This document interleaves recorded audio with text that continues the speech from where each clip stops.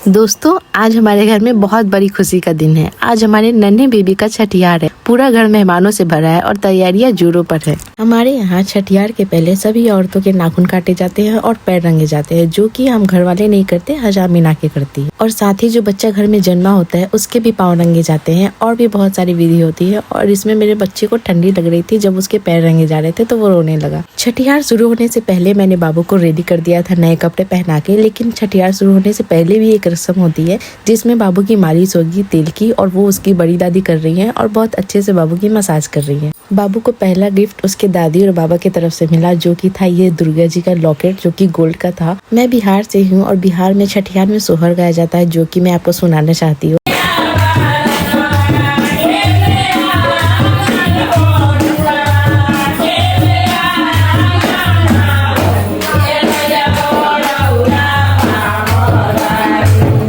इसके साथ साथ पूजा भी स्टार्ट हो गई। तो पहले होगी पूजा, उसके बाद मुझे लगाया गया तेल और सिंदूर, जो कि मेरी सासू माँ लगा रही है।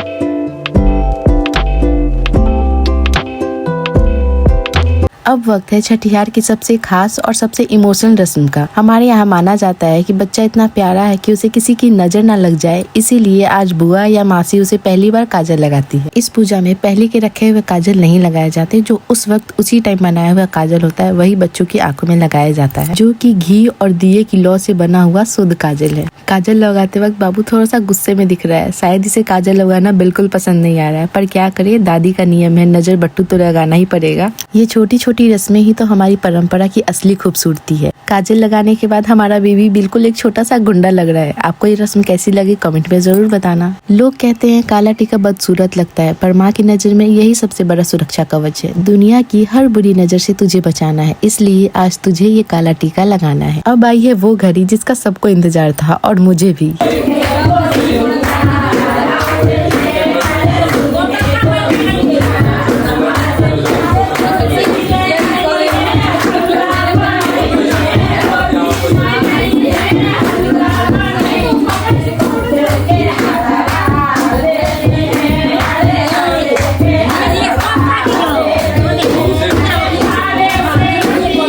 पिछले 6 दिनों से बस मैं सादा ही खाना खा रही हूँ, लेकिन आज छठियार है तो आज मुझे सारी चीजें खाने को मिलेगी जो मेहमानों के लिए भी बनी है। छठी मैया की कृपा से आज से उनका परहेज थोड़ा कम होगा। इस रस्म में बच्चे को गोद में लेकर ही कुछ निवाला खाया जाता है, जो कि मैं खा रही हूँ। सच में खुशबू से ही पेट भर गया।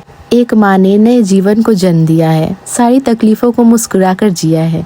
आज खुशियों की थाली सजी है उसके लिए जिसने घर को खुशियों का चिराग दिया है। दोस्तों, बहुत से लोग पूछते हैं कि ये छठियार या छठी क्यों मनाई जाती है। हमारी पुरानी मान्यताओं के अनुसार बच्चे के जन्म के ठीक छठे दिन छठी मैया घर आती है। माना जाता है कि इसी रात को वो बच्चे का भाग्य लिखती है। ये एक तरह का शुद्धिकरण होता है जिसमें हम बच्चे के अच्छे स्वास्थ्य और लंबी उम्र की प्रार्थना करते हैं। अब बात करते हैं इस दावत की। छठियार का खाना सिर्फ स्वाद के लिए नहीं, बल्कि इसके पीछे एक बड़ा कारण है। हमारे यहाँ इस दिन कढ़ी बड़ी और खीर पूरी का बहुत महत्व है। कढ़ी बड़ी को सनातन और वंश की वृद्धि का प्रतीक माना जाता है। जैसे कढ़ी उबलती है और बड़ी फूलती है, वैसे ही बच्चा का जीवन खुशियों से फूला रहे। माँ को ये खाना इसलिए खिलाया जाता है क्योंकि 6 दिनों तक वो बहुत ही हल्का खाना खाती है। आज के दिन ये घर का खाना उसकी बॉडी को एनर्जी देता है, और ये खुशी मनाने का एक तरीका है कि अब माँ और बच्चा दोनों स्वस्थ है। इसलिए इतनी सारी चीजें आती है माँ के खाने के लिए, जिसमें माँ सारी चीजें तो नहीं खा सकती, हाँ, लेकिन सब में से थोड़ा थोड़ा जरूर खा लेती है। और ये सारी चीजें मुझे खिलाने की जिम्मेदारी मेरे पति ने अपने कंधे पे उठा ली है। तो दोस्तों, ये था हमारे नन्हे बेबी का छठियार। सुबह से शाम तक कैसे बीत गई पता ही नहीं चला। आज घर का कोना कोना खुशियों से भरा है, और ये सब आपकी दुआओं और बड़े बुजुर्गों के आशीर्वाद का नतीजा है। एक बच्चे के आने से पूरी दुनिया बदल जाती है, और आज हमारे घर में वही नया रंग भरा है। छठी मैया से यही प्रार्थना है कि ये नन्हा सजान हमेशा मुस्कुराता रहे और आप सभी का प्यार और आशीर्वाद हमेशा इसे मिलता रहे। आपके यहाँ छठियार कैसे मनता है और उस दिन क्या क्या बनता है मुझे कमेंट में बताएं। और हाँ, अगर आपने अभी तक चैनल को सब्सक्राइब नहीं किया है तो प्लीज सब्सक्राइब करके हमारी छोटी सी फैमिली का हिस्सा बने। आपको आज का ये व्लॉग और हमारी परंपरा कैसी लगी कमेंट में जरूर बताना। मिलते हैं बहुत जल्द एक नए और प्यारे से व्लॉग में। तब तक के लिए खुश रहिए और प्यार बांटते रहिए। Bye bye.